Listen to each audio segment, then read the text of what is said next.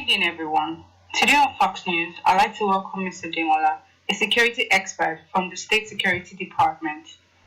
Thank you for joining us, Mr. Demola. Thank you so much.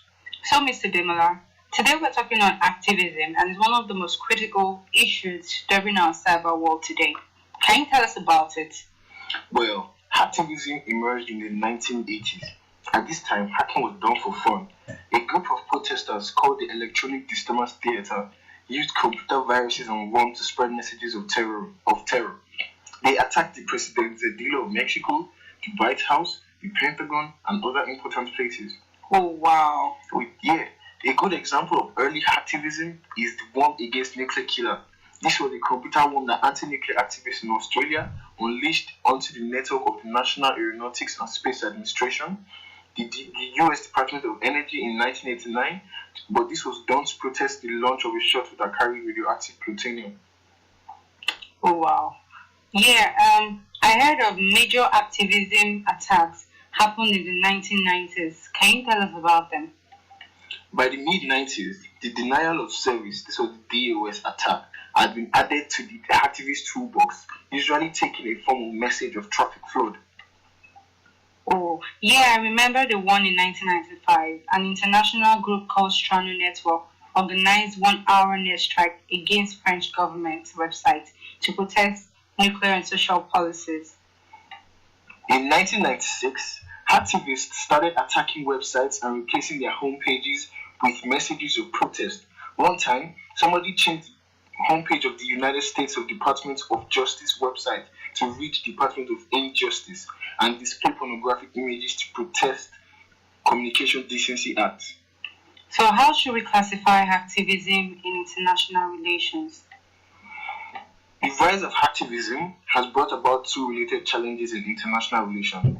The first challenge is the concern of the responsibility of the state in prosecuting independent activists that are operating on domestic soil against targets in other countries. Many cases of hacktivism involve patriotic hackers who conduct cyber attack against adversaries or opponents in their own countries or in other countries.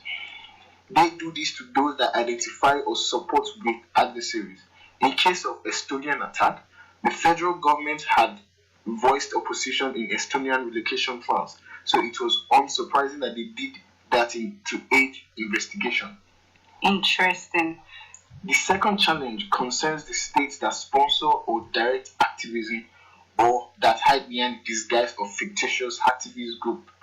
Many believe that Russian government is responsible for the cyber attack in Estonia and similar attacks in Georgia in 2008.